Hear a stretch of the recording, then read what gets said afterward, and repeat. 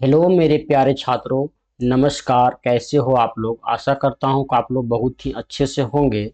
तो आज का वीडियो बहुत ही ज़्यादा स्पेशल होने वाला है, क्योंकि आज का वीडियो में हम लोग पढ़ने वाले हैं क्लास 10th का जो अध्याय 1 हम लोग पढ़ रहे थे, रासायनिक अभिक्रियाएं एवं समीकरण, उसका लेक्चर 2 आज हम लोग पढ़ने वाले हैं।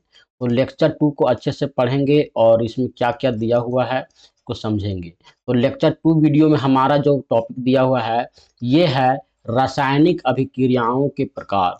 तो रासायनिक अभिक्रिया कितने प्रकार से संपन्न होती है, कितने प्रकार की होती है, इसको लाइन बाय लाइन आज पढ़ेंगे। और अगर आप इससे पहले वाला जो लेक्चर 1 का वीडियो है उसको नहीं देखे हैं तो उसको भी जा करके चेकआउट जरूर कर लीजिएगा और चैनल को सब्सक्राइब करना नहीं भूलिएगा। तो चलिए हम लोग पढ़ना शुरू करते हैं बिना देरी किए। तो देखिए यहाँ पे लिखा हुआ है, कक्षा 9 में हम अध्ययन कर चुके हैं कि रासायनिक क्रिया के समय किसी तत्व का परमाणु दूसरे तत्व के परमाणु में नहीं बदलता है। मतलब कि एक तत्व है वो दूसरे तत्व के साथ में मिलता है जरूर, लेकिन उसका जो परमाणु है वो एक दूसरे से नहीं मिलता है। ठीक है, न तो कोई परमाणु मिश्रण से बाहर आता है और न ही बाहर से मिश्रण में जाता है। वास्तव में किसी रासायनिक अभिक्रिया में परमाणुओं के आपसी आबंध के टूटने एवं जुड़ने से नए पदार्थ का निर्माण होता है। तो यहाँ पे जो बात लिखी हुई है यहाँ पे समझिए, बोल रहा है कि कोई भी तत्व जैसे यहाँ पे लिखा हुआ है तो Mg+O2 इसमें लेते हैं। तो जो Mg+O2 है ये एक नया तत्व बनाएगा। कैसे बनाएगा? या तो आबंध को टूटने से या जुड़ने से। तो यहाँ पे जुड़ने से बना रहा है। कैसे जुड़ने से बना रहा है? तो यहाँ पे O क्या है? 2O है ना, 2O है। और Mg कितना है? Mg हमारा 1 है। ठीक, तो इसका मैं आउटर कक्षा की बात करते हैं तो इसमें हमारा होता है 2, 8, 8, इस तरह से हमारा जो चलता है सीरीज इसके अनुसार बनता है। तो आगे जब हम लोग पढ़ेंगे इसको डिटेल से समझेंगे। तो इसका जो आउटर कक्षा होता है इसमें 2 इलेक्ट्रॉन होते हैं, इसमें भी 2 होते हैं और इससे मिल करके इसके साथ में आबंध बनाता है इस प्रकार से। तो इसको भी आप लोग अच्छे से पढ़ेंगे आगे जो आने वाला वीडियो है उसमें। तो चलिए हम लोग यहाँ पे इस चीज़ों को यहाँ पे भूल जाते हैं। ठीक है, आगे पढ़ते हैं। तो परमाणुओं के बीच विभिन्न प्रकार के आबंध के बारे में आप अध्याय 3 तथा 4 में अध्ययन करेंगे। ये चीज हम लोग अगला चैप्टर में पढ़ेंगे। तो देखिए जो सबसे पहला अभिक्रिया है वो है 1.2.1 संयोजन अभिक्रिया। तो संयोजन का मतलब पहले हम लोग समझ लेते हैं बारीकी से। संयोजन का मतलब समझ में आ जाएगा तो हम लोग अभिक्रिया को भी समझ में आ जाएगा। ठीक है, तो संयोजन का मतलब क्या होता है स्टूडेंट? जुड़ना। संयोजन, जुड़ना। ठीक है, तो कोई भी जब जुड़ेगा, जिस अभिक्रिया में दो तत्व एक साथ जुड़ के एक नया तत्व बनाएगा उसी को बोलते हैं संयोजन अभिक्रिया। चलिए यहाँ पे हम लोग आगे उदाहरण के माध्यम से समझेंगे। जैसे यहाँ पे क्रियाकलाप दिया हुआ है ना। तो क्रियाकलाप में लिखा हुआ एक बीकर में थोड़ा कैल्शियम ऑक्साइड था बुझा हुआ चूना लीजिए। तो एक बीकर में हम लोगों को क्या क्या लेना है? ये कैल्शियम ऑक्साइड है और यहाँ पे जल, ये जल हम लोग ले लिए।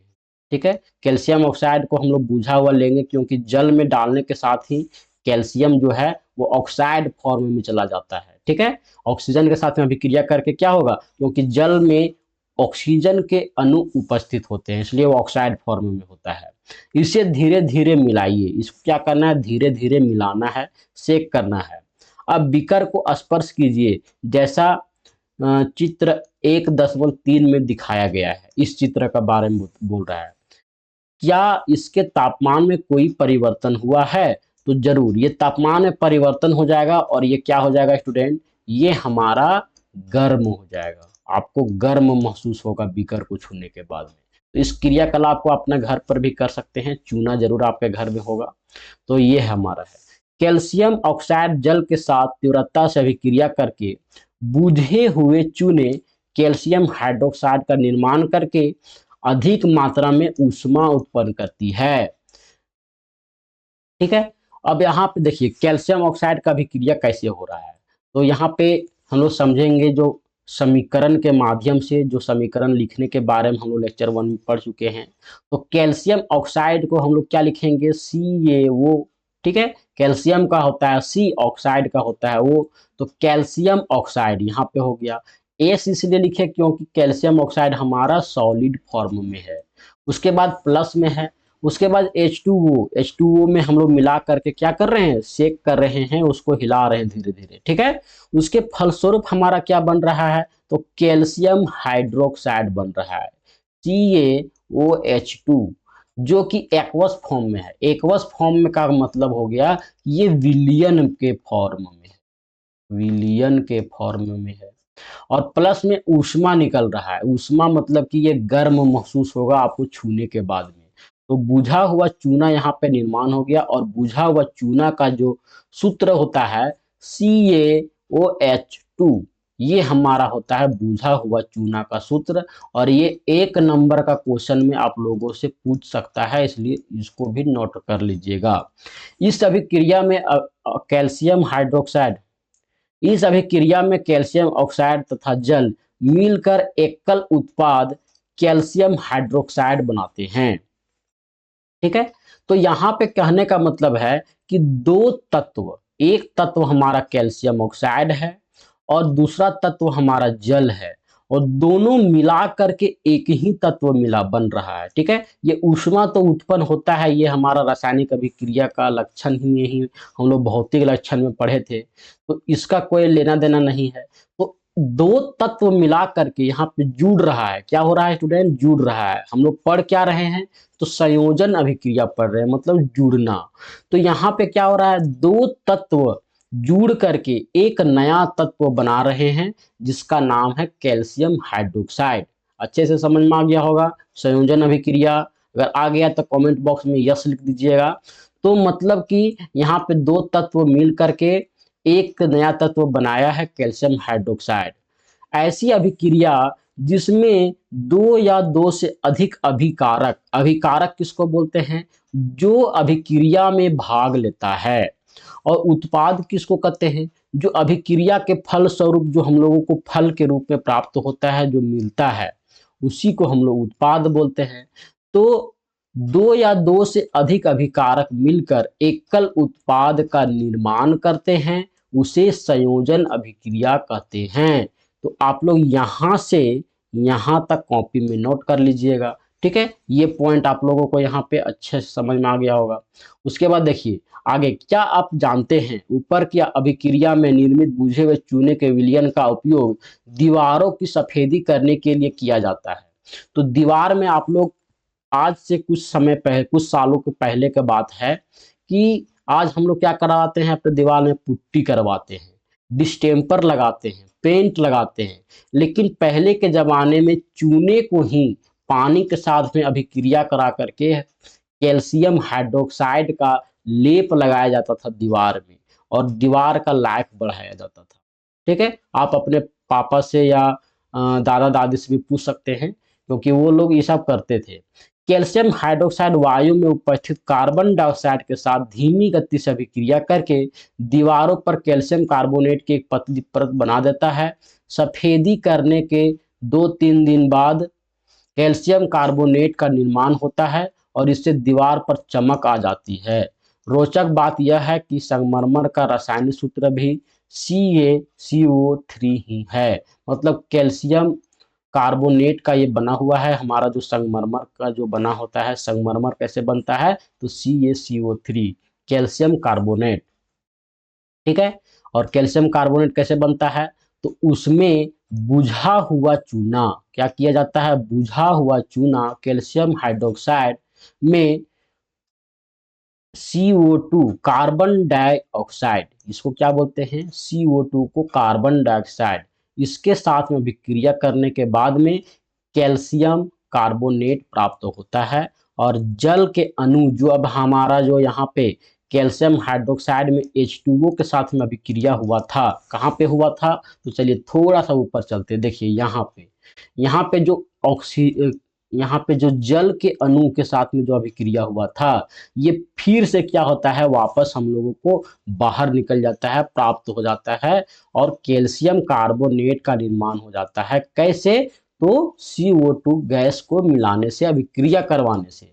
और यही हमारा जो है वो है हमारा संगमरमर। संगमरमर, ठीक है। डिटेल से आप लोगों को अच्छे से समझ में आ रहा होगा। उसके बाद देखिए, आइए संयोजन अभिक्रिया के कुछ और उदाहरण पे हम लोग चर्चा कर लेते हैं क्या क्या आता है। तो पहला हमारा है कोयले का दहन। कोयले का दहन, कोयला किस चीज का बना होता है स्टूडेंट? तो सिंपल सा बात है, कार्बन का बना होता है, ठीक है। कार्बन का दो अपरूप कौन कौन से हैं? तो हीरा, ठीक है, और कोयला, ग्रेफाइट, ये क्या है? और एक और होता है ब्रोमीन करके कुछ होता है, नहीं। तो ये सारे हमारे क्या हैं? कार्बन के अपरूप हैं। क्या है स्टूडेंट? कार्बन के अपरूप हैं। तो कोयला किससे बना होता है? कार्बन से बना होता है। और वो जब ऑक्सीजन के साथ में अभिक्रिया करता है, मतलब कि कोयला को हम लोग ऑक्सीजन के संपर्क में जब जलाते हैं खाना बनाने के लिए, तो उससे हमारा कार्बन डाइऑक्साइड गैस निकलता है, जो कि इस धरती के लिए बहुत ही खराब गैस है, मतलब कि टेम्परेचर को बढ़ाने का कार्य करता है। ये कोई विषैला गैस नहीं है, फिर भी ये क्या होता है, इससे टेम्परेचर जो है बढ़ रहा है। उसके बाद देखिए आगे हम लोग आगे का,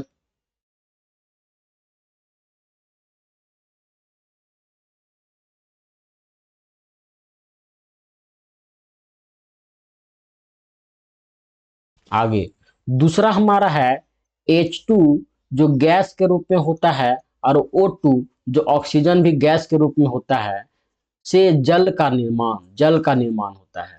तो ये दोनों गैस है, लेकिन गैस और गैस मिला करके जल बन रहा है। तो ये भी सूत्र आप लोगों से बार बार पूछ सकता है, क्योंकि जल का निर्माण कैसे होता है ये 1 नंबर में पूछता है स्टूडेंट। आप लोगों से जल का निर्माण कैसे होता है पूछ देगा 1 नंबर में। तो H2 के साथ में O2 को मिलाएंगे, तो ये हमारा जो फलस्वरूप बनेगा H2 वो बनेगा। लेकिन O जो हमारा यहाँ पे 1 है, तो 2 करने के लिए हम लोग यहाँ पे 2 लिखते हैं।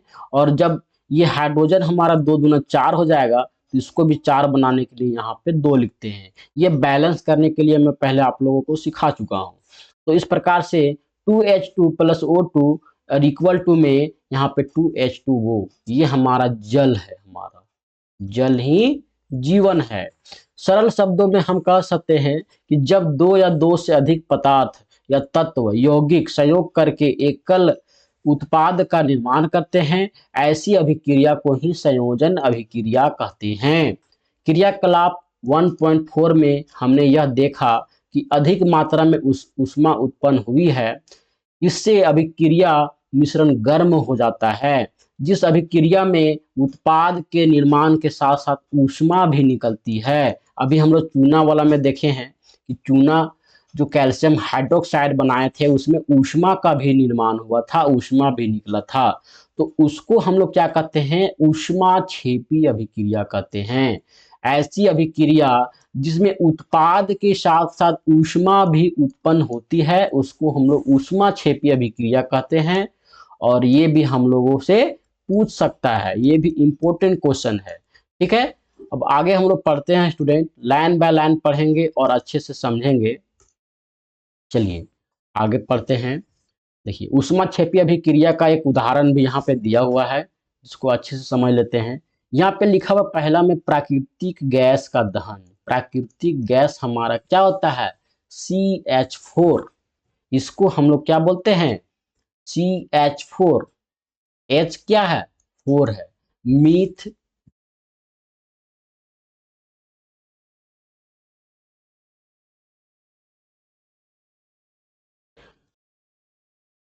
प्राकृतिक गैस में हमारा है CH4। क्या है, CH4। इसको हम लोग यहाँ पे कार्बन का संख्या 4 दिया हुआ है, इसको हम लोग ब्यूटेन कहते हैं। क्या कहते हैं स्टूडेंट, ब्यूटेन कहते हैं।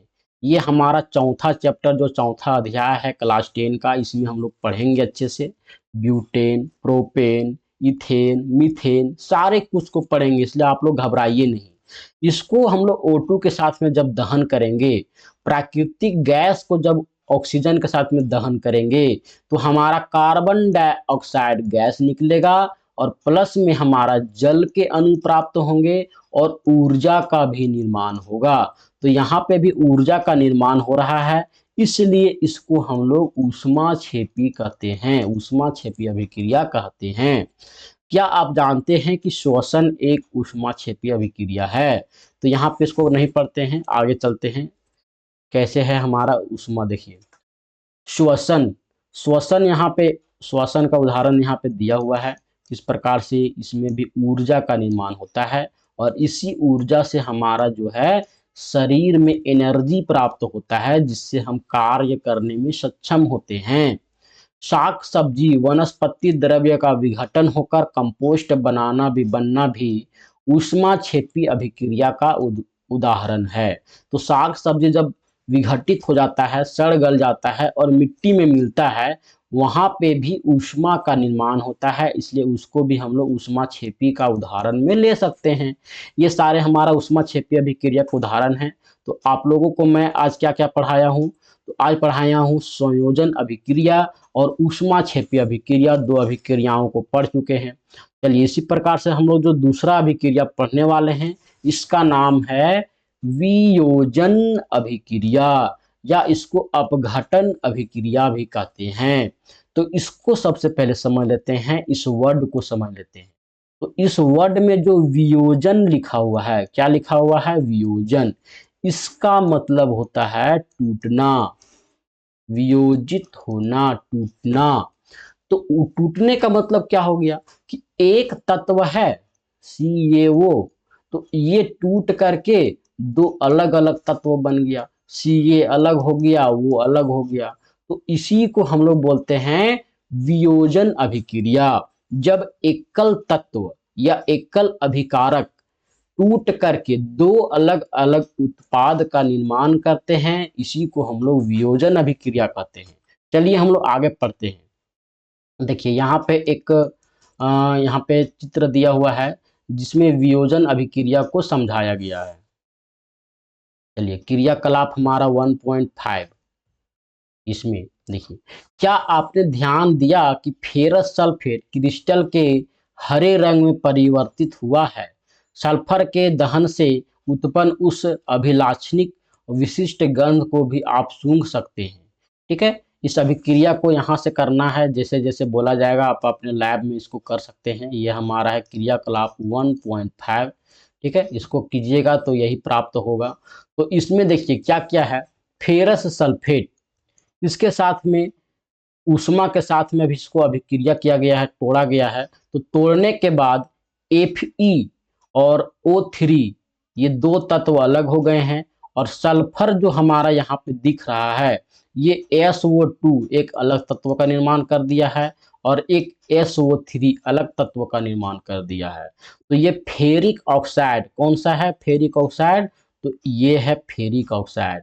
तो एक अलग तत्व का निर्माण कर दिया, SO2 हमारा एक अलग तत्व है और SO3 एक हमारा अलग तत्व है। तो कहने का मतलब है कि एक अभिकारक दो तीन तत्वों में टूट जाता है, दो तीन उत्पाद में टूट जाता है, उसी को हम लोग वियोजन अभिक्रिया कहते हैं। आप देख सकते हैं कि इस अभिक्रिया में एकल अभिकारक टूटकर छोटे छोटे उत्पाद प्रदान करते हैं। यह एक वियोजन अभिक्रिया है। गर्म करने पर फेरस सल्फेट 7H2O का क्रिस्टल जल त्याग देता है और क्रिस्टल का रंग बदल जाता है। इसके उपरांत फेरिक ऑक्साइड जो हमारा Fe2O3 और सल्फर डाइऑक्साइड SO2 तथा सल्फर ट्राइऑक्साइड SO3 में वियोजित हो जाता है। फेरिक ऑक्साइड ठोस है जबकि SO2 और SO3 गैस है। तो यहाँ पे सॉलिड फॉर्म में है तो इसलिए यहाँ पे S लिखा हुआ है, इसमें G लिखा हुआ है और इसमें G लिखा हुआ है। ठीक है स्टूडेंट, अब समझ में आ गया होगा। अब आगे हम लोग पढ़ते हैं ऊष्मा देने पर कैल्शियम कार्बोनेट का कैल्शियम ऑक्साइड तथा कार्बन डाइऑक्साइड में वियोजन होना एक प्रमुख वियोजन अभिक्रिया है जिसका उपयोग विभिन्न उद्योगों में किया जाता है। कैल्शियम ऑक्साइड को चूना या बुझा हुआ चूना कहते हैं। इसके अनेक उपयोग में से एक उपयोग सीमेंट के निर्माण में किया जाता है। तो सीमेंट उद्योग में जो कच्चा माल होता है, सबसे ज़्यादा उपयोग होने वाला जो मुख्य पदार्थ होता है वो चूना ही होता है, चूना पत्थर ही होता है। चूना पत्थर के बिना जो है सीमेंट उद्योग अधूरा है। ठीक है, क्योंकि चूना पत्थर जैसे गन्ना उद्योग जहाँ पे चीनी बनता है तो उसका जो मुख्य स्रोत होता है वो हमारा गन्ना होता है, ईख होता है। उसी प्रकार से सीमेंट उद्योग में चूना का पत्थर जो है वो मुख्य स्रोत होता है, उसी से सीमेंट बनता है। ऊष्मा के द्वारा की गई वियोजन अभिक्रिया को ऊष्मीय वियोजन कहते हैं। क्या कहते हैं? ऊष्मीय वियोजन कहते हैं। तो चूना पत्थर हमारा क्या होता है? CaCO3 calcium carbonate. क्या होता है स्टूडेंट? Calcium carbonate. उसको ऊष्मा के साथ में जब गर्म किया जाता है, तोड़ा जाता है, तो कैल्शियम ऑक्साइड, ठीक है, बुझा हुआ चूना प्राप्त होता है और प्लस में कार्बन डाइऑक्साइड गैस विसर्जित होती है, वहां से निकलती है। तो ये हमारा बुझा हुआ चूना का निर्माण कहाँ से होता है? तो कैल्शियम कार्बोनेट चूना पत्थर से होता है। और ये भी हमारा VVI है। जो भी VVI मैं यहाँ पे करवा रहा हूँ, जो भी नोट करने के लिए कह रहा हूँ, उसको जरूर से जरूर अपने कॉपी में नोट कर लीजिएगा। ठीक है, तो आगे देखिए, हम लोग अच्छे से समझते हैं बारी बारी से। ऊष्मीय वियोजन अभिक्रिया का एक अन्य उदाहरण क्रियाकलाप 1.6 में दिया गया है। तो क्रियाकलाप 1.6 यहाँ पे दिया गया है। किधर है क्रियाकलाप 1.6? देखिए यहाँ, एक क्वथन नली में 2 ग्राम लेड नाइट्रेट का चूर्ण लीजिए। ठीक है, एक प्रखनली है, इसमें हम लोगों को क्या है? लेड नाइट्रेट का एक चूर्ण लेना है और इसको इसमें डाल देना है। ठीक है, और क्या करना है? और चिमटे से क्वथन नली को पकड़कर ज्वाला के ऊपर इसे रखकर गर्म कीजिए। इस प्रकार से एक बर्नर लिया गया है और बर्नर में आग जला करके इसको प्रखनली को चिमटे की सहायता से पकड़ करके यहाँ देख सकते हैं और गर्म किया जा रहा है। आपने क्या देखा? यदि कोई परिवर्तन हुआ तो उसे नोट कीजिए। ठीक है, इसको आप लोगों को स्कूल का लैब में कर लेना है। आप देखेंगे कि भूरे रंग का धुआं उत्सर्जित होगा। तो यहाँ पे जो धुआं उत्सर्जित हो रहा है ये किस कलर का है? तो भूरा रंग का धुआं निकल रहा है। यह नाइट्रोजन डाइऑक्साइड NO2 गैस है। ये गैस के फॉर्म में हमारा उत्सर्जित हो रहा है। जो इसमें जो लेड नाइट्रेट था, इसमें नाइट्रोजन था, वो NO2 क्या है? नाइट्रोजन डाइऑक्साइड के रूप में बाहर निकल रहा है। यह अभिक्रिया इस प्रकार की होती है। कैसे होती है? तो लेड नाइट्रेट को हम लोग क्या लिखेंगे? PbNO3 और ब्रैकेट के बाहर में 2। ये हमारा फॉर्मूला होता है लेड नाइट्रेट का। इसको जब हम लोग ऊष्मा देकर गर्म करेंगे, तापमान देकर के हम यहाँ पे गर्म कर रहे हैं, तो लेड ऑक्साइड PbO में अलग टूट रहा है और NO2 अलग से टूट रहा है, प्लस में ऑक्सीजन उत्सर्जित हो रहा है। तो ये 3 भागों में टूट रहा है। कितने भागों में टूट रहा है स्टूडेंट? 3 भागों में। इसलिए इसको क्या कहेंगे? वियोजन अभिक्रिया कहेंगे। क्या कहेंगे? वियोजन अभिक्रिया कहेंगे। एक तत्व से टूटकर अलग अलग 3 तत्वों का यहाँ पे निर्माण हो रहा है। चलिए, यहाँ तक आप लोगों को समझ में आ रहा होगा स्टूडेंट, तो वीडियो को लाइक एंड शेयर कर दीजिएगा और चैनल को सब्सक्राइब करना नहीं भूलिएगा। तो आइए हम क्रियाकलाप 1.7 और 1.8 में दी गई कुछ अन्य अभिक्रियाएं करके देखते हैं। तो यहाँ पे देखिए 1.7 यहाँ पे दिया हुआ है इस प्रकार से, और आगे हमारा 1.8 है। ठीक है, तो इसको आप लोग यहाँ पे अच्छे से पढ़ लीजिएगा और समझ लीजिएगा। दोनों का फिगर यहाँ पे बगल में दिया गया है। तो चलिए हम लोग आगे देखते हैं। डायरेक्ट हम लोग समझते हैं कि क्या क्या हुआ है। तो यहाँ पे आप देखेंगे कि सूर्य के प्रकाश में श्वेत रंग का सिल्वर क्लोराइड धूसर रंग का हो जाता है। देखिए यहाँ पे सिल्वर क्लोराइड यहाँ पे रखा हुआ है। कहाँ पे रखा हुआ है? तो इस कंटेनर में, इस बाउल में क्या रखा गया है? तो सिल्वर क्लोराइड को रखा गया है। और खिड़की के बाहर से जो सूर्य का प्रकाश इसके ऊपर में पड़ रहा है, इससे क्या हो गया कि इसका रंग फेंट हो गया। क्यों? क्योंकि ये जो सूर्य का प्रकाश होता है, इसमें ऊष्मा होता है। क्या होता है? ऊष्मा। और ऊष्मा देने के बाद में जो सिल्वर क्लोराइड था, उसका रंग धूसर हो जाता है, मतलब ग्रे कलर का हो जाता है। प्रकाश की उपस्थिति में सिल्वर क्लोराइड का सिल्वर तथा क्लोरीन में वियोजन के कारण में ऐसा होता है। मतलब कि कैसे हो रहा है? तो यहाँ पे दो तत्व में टूट जा रहा है। कौन कौन सा तत्व टूट रहा है? तो सिल्वर क्लोराइड और ये जो हमारा टूट रहा है सिल्वर तथा क्लोरीन, दो तत्व में टूट जा रहा है सिल्वर क्लोराइड। ठीक है, तो इस प्रकार से यहाँ पे AgCl यहाँ पे दिया हुआ है। Ag को हम लोग बोलते हैं सिल्वर और Cl को बोलते हैं क्लोराइड। ठीक है, तो सिल्वर क्लोराइड को जब हम लोग सूर्य के प्रकाश की उपस्थिति में लाते हैं या हीट जनरेट करते हैं, तो ये हमारा सिल्वर अलग हो जाता है जो सॉलिड फॉर्म में होता है। और क्लोरीन गैस, जो क्लोरीन गैस होता है वो ऊपर उड़ जाता है। क्या होता है स्टूडेंट? ऊपर उड़ जाता है। इसीलिए ये क्या हो जाता है? धूसर हो जाता है, धूसर। और धूसर कैसा कलर होता है? तो ग्रे कलर होता है। ग्रे कैसा कलर होता है? तो ग्रे कलर होता है सिल्वर कलर। ठीक है, हल्का व्हाइटिश व्हाइटिश टाइप से होता है, उसी को हम लोग सिल्वर बोलते हैं। तो इसी कलर का हो जाता है। क्यों हो जाता है? तो इससे हमारा जो है क्लोरीन गैस ऊपर उड़ गया, है ना। तो इसी प्रकार से सिल्वर ब्रोमाइड भी इसी प्रकार की अभिक्रिया करता है। जैसे हम लोग सिल्वर में हम लोग क्लोराइड के जगह में ब्रोमाइड मिला देते हैं। ठीक है, तो ब्रोमाइड मिला देंगे तो यहाँ पे क्या हो जाएगा? AgBr, मतलब कि सिल्वर ब्रोमाइड। इसको भी हम लोग इसी प्रकार से सूर्य की किरण के समीप लाएंगे तो इसी में भी हमारा ब्रोमाइड जो है ऊपर उड़ जाएगा और ये Ag हमारा सॉलिड के फॉर्म में वहां पे बच जाएगा, जो कि धूसर कलर का होगा, मतलब कि सिल्वर कलर का होगा। ऊपर दी गई अभिक्रिया का उपयोग श्याम श्वेत फोटोग्राफी में किया जाता है। किस प्रकार की ऊर्जा के कारण यह वियोजन अभिक्रिया होती है? चलिए आगे पेज में हम लोग मूव करते हैं। हमने देखा कि वियोजन अभिक्रिया में अभिकारकों को तोड़ने के लिए ऊष्मा, प्रकाश या विद्युत ऊर्जा की आवश्यकता होती है। मतलब कि कहने का मतलब है कि कोई भी एक लकड़ी का टुकड़ा है, ठीक है, या लोहा है, तो इसको दो भागों में जब बांटना है तो इसके ऊपर में वार करना पड़ेगा, है ना। जब तक इसको पीटेंगे नहीं तब तक ये दो टुकड़ों में बटेगा क्या? नहीं बटेगा। तो इसीलिए अभिक्रिया में जब हम लोगों को एक तत्व दिया हुआ रहे, एक अभिकारक दिया हुआ रहे, तो उसको भी हम लोग ऊष्मा या प्रकाश या विद्युत ऊर्जा, ये तीनों में से किसी का उपयोग किया जाता है, तभी वो दो भागों में टूट करके अलग अलग तत्व बनता है। ये हमने यहाँ से यहाँ तक अभी समझ लिया। क्योंकि जब भी वियोजन अभिक्रिया होता है तो यहाँ पे ऊष्मा या प्रकाश या विद्युत ऊर्जा का आवश्यकता होता ही होता है। जिन अभिक्रियाओं में ऊर्जा अवशोषित होते हैं उन्हें ऊष्मा शोषी अभिक्रिया कहते हैं।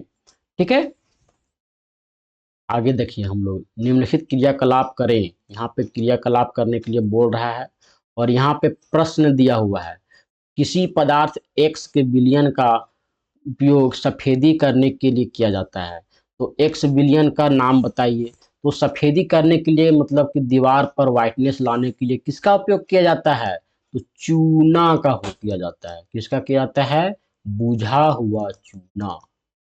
ठीक है, बुझा हुआ चूना। ठीक है, ऊपर एक में लिखे पदार्थ X की जल के साथ अभिक्रिया करवाइए। तो बुझा हुआ चूना क्या हो जाता है? CaOH2, calcium hydroxide. इसको क्या कराना है? H2 के साथ में अभिक्रिया करवाना है। और यहाँ पे क्या होगा आप लोगों को कमेंट में करके बताना है। अभी ये वाला जो अभिक्रिया है ऊपर हम लोग पढ़ चुके हैं। ठीक है, जल के साथ कराना है ना, H2O यहाँ पे होगा स्टूडेंट। उसके बाद देखिए क्रियाकलाप 1.7 में प्रश्नावली में एकत्रित गैस का मात्रा दूसरी से दुगुनी क्यों है? उस गैस का नाम बताइए। ठीक है, तो इसको भी आप लोग 1.7 क्रियाकलाप को देख लीजिएगा।